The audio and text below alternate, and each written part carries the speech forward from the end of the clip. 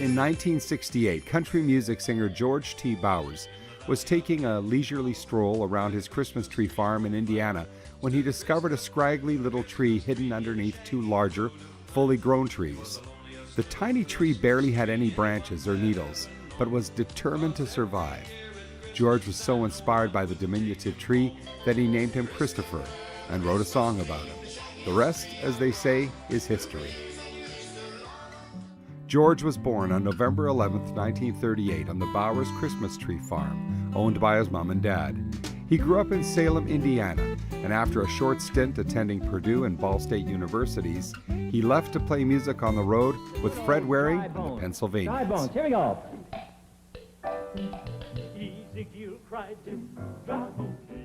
George took his song about the scraggly little tree to Chuck Glazer, a big-name country music producer who had been a part of the gold record-producing country music trio, Tom Pell and the Glazer Brothers.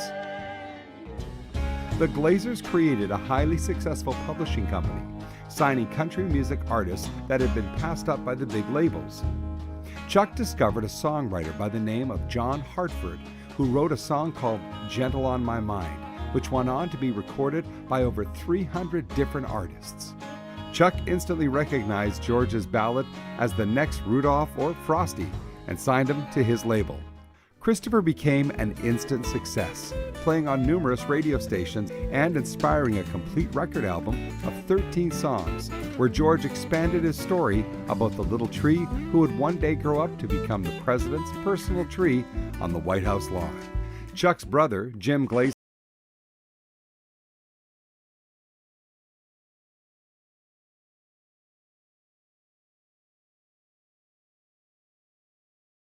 for many years to find a network or investor who would finance and produce an animated TV show for Christopher. They had interest from many parties, including even Disney. But when the discussions inevitably turned to making changes in the content to remove references to the true meaning of Christmas or to change Christopher from being cut down, Chuck and George said no. Chuck began producing a TV series in Canada featuring country music stars called Rocky Mountain Inn. It was a co-production with CFAC Television in Calgary. CFAC President Noel Wagner heard about Chuck's animation property and introduced him to a budding young animator named Chris Delaney, who was just starting a new studio in Vancouver. I first heard about Christopher the Christmas Tree way back in the mid-'80s when I was living in Calgary with my dad. And a fellow by the name of Noel Wagner, who was the president of the television station there, introduced me to the property and to Chuck Glazer. Delaney loved the show and began working with Glazer and Bowers to help bring the characters to life in animation. Delaney and his team designed the characters, the locations, and wrote the screenplay adapted from the record album. It was the first big production that we had done all by ourselves at our studio. We had to hire dozens of people, hundreds of people actually, to get it made, and it was a very exciting time in our lives and in my life. But it would be another 10 years before the TV special would be made. Glazer and Bowers met one evening to discuss what they had missed in the course of trying to get Christopher produced as a network TV special. It seemed they had tried everything within their power and had not met with success. That was when they both realized they had not asked God for help. The two men got down on their knees and prayed, handing Christopher's future over to God. After I was asked to see whether there was some way I could help in raising the money, I thought of a friend that I had that might be able to help out, and I was expecting him to ask me for a business plan or something. But when I asked him and told him what it was for and that it was a large sum of money, and he said, if it's for you, it's in. You've got the money. The financing for the show was a really interesting story in and of itself. Chuck and George had tried everything to get that show going and had not been able to find the right partner. And one night they got down and said they were saying their prayers to sort of ask for some guidance as to how it is they could put this thing together. And they called me the next day and said, we think you're going to get us the money, Chris. And I said, well, that's a tall order. That's $500,000. It just doesn't fall out of a tree. But I said, I'll do what I can. And I gave my dad a call. I knew he had a lot of contacts and knew a lot of people. And he made a couple of calls. And literally a week later, we had an investor who said, I'll loan you the money. And we couldn't believe our luck, but that was an answer to a prayer, that's for sure. When Delaney was finally able to put all of the financing together, a budget totaling over $500,000, the show went into production. Glazer originally approached a number of country stars to voice the songs on the TV show. Some expressed interest. In the end, Glazer and Delaney decided George should sing the songs and narrate the special as he had the original record album. Good job. Hey, great job. Delaney, Glazer, and Bowers met in Nashville to re-record and remix all of the songs for the show. It was a magical moment when all three of them knew they were sitting on a mega hit.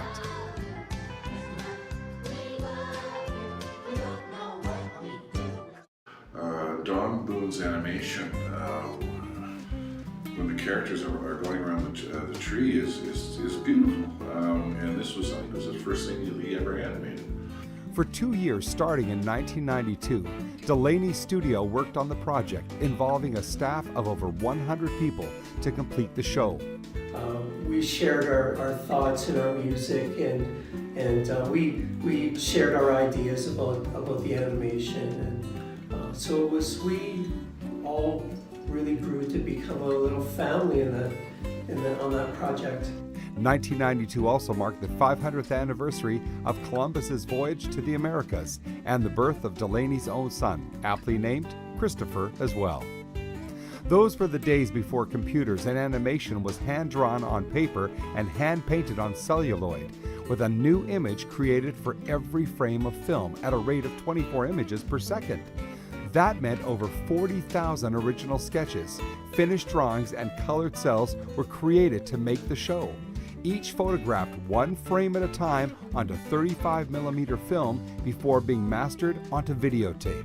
So I always felt like as a cell painter, it was like the animators, they drew the characters and that, but we brought them to life, because as you're adding the colors, like all of a sudden you'd see the character come to life, so it was a really exciting process. One major story point that Chris and I had a lot of discussion about is, why would Christopher die, for this one time? We went back and forth on this until we realized that the sacrifice he made by dropping the pine cones, that means there'd be 1,000 of him, and then 1,000 after that, and then 1,000 after that. That would, now that is a reason that you could buy as a story that this guy would want to sacrifice himself for that. I think my favorite part of Christopher the Christmas Tree is when he gets cut down. It's such a powerful moment in film to see that happen, and you really feel the impact of what's going on. And it's really the entire drama of the show, because it's really about him making this ultimate sacrifice, but at the time it happens to him, he doesn't know what's going to happen to him. With advances in broadcasting technology, the 25-year-old animated show needed to be digitally remastered. This meant tracking down the original film negative and having it scanned in Ultra 4K resolution, so it could play for modern audiences on big screen, high-definition televisions. Delaney had long lost track of the master videotapes for the show, but somewhat fortuitously, he had donated the original 35mm film negatives to the University of Toronto Media Commons archives years earlier, where he was able to retrieve them in pristine condition for use in remastering the show for its 25th anniversary re-release. A show like Christopher requires the efforts of hundreds of people, from voice actors to animators to cell painters to cameramen to production coordinators to post-production labs and so on.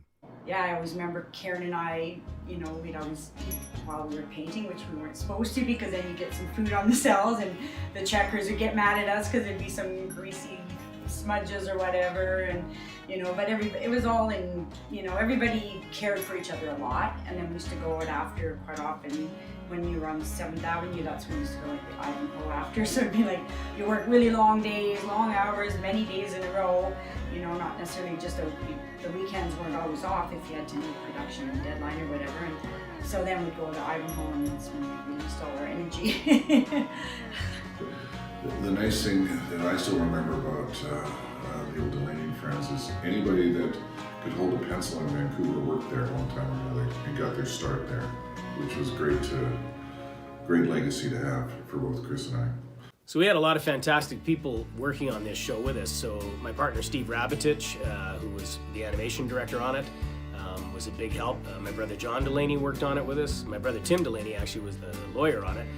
And my dad helped us get it financed. So it was a big family affair, but a whole bunch of really terrific, talented people in the studio as well.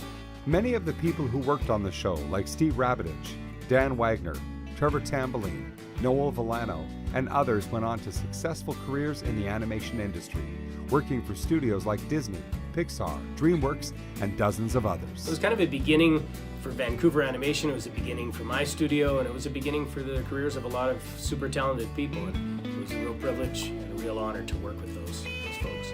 After being rejected by a variety of networks, many who were concerned about the mention of Christ, as well as the story being about a tree that gets cut down, Christopher finally premiered on the Fox Kids Network in 1994. Getting the show on television was an interesting thing too. We went ahead and produced it on our own before we had a network involved, and so we ended up having to shop it after.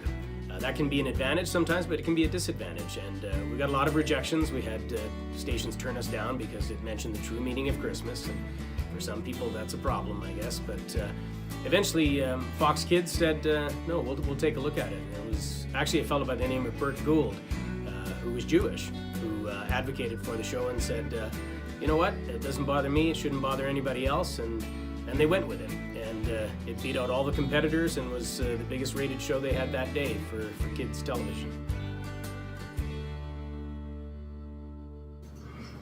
We were young, we were trailblazing, we were in Vancouver, we were basically all alone doing this thing. That was the fun part, being the pioneers. Chris and I had nobody to turn to, it was up to us. That's what I remember. How do we get this thing done on time, on budget, with a rookie crew? We were rookies, you know. Now, years later, I ran into a guy that works at Home Depot in the paint department, and his name is Chris. He used to get teased a lot because he really loved that show and watched it all the time, and so his family used to sing "Christopher, we love you" to him all the time. Christopher the Christmas Tree has been sold to over 35 countries worldwide and viewed by tens of millions of children and families in dozens of different languages for the past 25 years. In Canada and elsewhere outside the US, an international version was created where instead of becoming the President of the United States tree on the White House lawn, Christopher becomes the Christmas tree for all the children of the world at the United Nations Plaza in New York. It's the magic of animation. It's everything clicks and you got something really very, very special. And that's why I think it always holds a place in my heart. It's one of the really nicest films that I've ever worked on. And it has legs, and still people are still watching it and enjoying it. I think the reason children love Christopher so much is because they see themselves in him. They see their aspirations to grow up and be big and tall and strong one day. They see the difficulties of being a small child and not being taken seriously and feeling rejected and feeling downtrodden from time to time. And they see the value of friendship and how important that is. And they see Christopher and Hootey and their friendship. And so I think kids really relate to this show. There's something magical about it. There's no two ways about it. Kids love it. They're riveted to it, and it particularly appeals, I think, to young children, ages 2 to 6. But I know adults who love it too. Christopher the Christmas Tree is a story about dreams, never giving up on them, sacrificing to achieve them, and helping others to make them come true. In many ways, George Bauer's life was a parallel to the life of his wonderful character, Christopher. He persevered for years and years to make his dream come true, never giving up in the face of rejection, and never compromising his faith and beliefs to be successful.